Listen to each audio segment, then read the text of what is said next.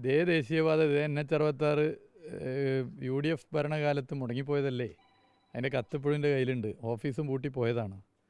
പിന്നീട് LDF government വന്നതുകൊണ്ടാണ് മരണപ്പെട്ട് റീത്ത് വെച്ചൊരു പദ്ധതി പുനരുജ്ജീവിപ്പിച്ച് യാഥാർത്ഥ്യമായത് എന്ന് എല്ലാവർക്കും അറിയാം. അതെല്ലാവരും മനസ്സിലാക്കുന്ന കാര്യമാണ്. ഇന്ത്യയിൽ മറ്റേത് സംസ്ഥാനത്തുണ്ട് 5600 കോടി രൂപ ദേശീയപാത വികസനത്തിന് ചെലവഴിച്ചത്? ഈ കോഴിക്കോട് ജില്ലയിൽ മാത്രമുള്ള പദ്ധതിക്ക് 400-ലധികം കോടിയാണ് ചെലവഴിച്ചത്. ഈ ബൈപ്പാസിനും 200 കോടിയിലധികം രൂപ ചെലവഴിച്ചു. ഇതിൻ്റെ എല്ലാ കാര്യങ്ങളിലും സർക്കാർ ഇടപെട്ടു. National highway authority of India തന്നെ എത്രയോ തവണ പറഞ്ഞു. ഗവൺമെൻറ് വന്ന സമയത്ത് രഞ്ജിത്തിന് ഓർമ്മയുണ്ടാവും, അന്നത്തെ ജില്ലാ കലക്ടർ സാംബശിവറാവും IAS ഞാനും കൂടി ഇതിൻ്റെ ഒരു അറ്റം മുതൽ മറ്റൊരു അറ്റം വരെ പോയി അതിൽ ഇടപെട്ട് യോഗം വിളിച്ച് മുന്നോട്ട് പോയ കാര്യങ്ങളൊക്കെ ഓർമ്മയുണ്ടാവും, ജനങ്ങൾക്കും അറിയാം.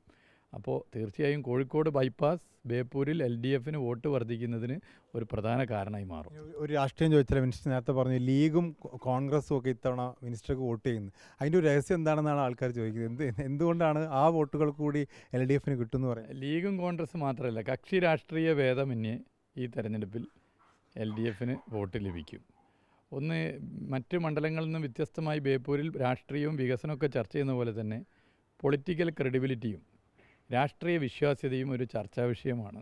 അതിൻ്റെ മറ്റു കാരണങ്ങളിലേക്ക് ഞാൻ കടക്കുന്നില്ല. അതുകൊണ്ട് നേരത്തെ CPM-നൊപ്പം നിന്ന ആളാണ് ഇവിടെ സ്വതന്ത്ര സ്ഥാനാർത്ഥിയെ മത്സരിച്ചത്. അതിൻ്റെ മറ്റു വശങ്ങളിലേക്ക് ഞാൻ പോകുന്നില്ല. രാഷ്ട്രീയ വിശ്വാസ്യത തീർച്ചയായും ഒരു പ്രധാന ചർച്ചാ വിഷയമാണ്. അപ്പോൾ നമ്മൾ ജനങ്ങളിലേക്ക് പോകുമ്പോൾ തന്നെ അത് മനസ്സിലാവുന്നുണ്ട്. അപ്പോൾ അതുകൊണ്ട് ഒരിക്കലും പ്രതീക്ഷിക്കാത്ത ഇടങ്ങളിൽ നിന്നും പിന്തുണ ലഭിക്കുന്നു എന്നുള്ളത് വോട്ട് സർവകാല റെക്കോർഡിലെത്തുമെന്നുള്ള ആത്മവിശ്വാസം, അത് അഹങ്കാരത്തിൻ്റെ ഭാഗമായിട്ട് പറയുന്നതല്ല. നേരത്തെ അതേ സ്ഥാനാർത്ഥി രാഹുൽ ഗാന്ധിക്കെതിരെയൊക്കെ പറഞ്ഞിട്ടുണ്ട്, അതുകൊണ്ടാണ് കോൺഗ്രസ്സുകാർ വോട്ട് ചെയ്യില്ല എന്ന് പറയുന്നത്. ഞാൻ അതിൻ്റെ മറ്റ് വശങ്ങളിലേക്ക് പോകുന്നില്ല. എല്ലാ നിലയിലും പൊളിറ്റിക്കൽ ക്രെഡിബിലിറ്റി ഒരു ചർച്ചാ വിഷയമാണ്. രാഷ്ട്രീയ വിശ്വാസ്യത ഒരു ചർച്ചാ വിഷയമാണ്.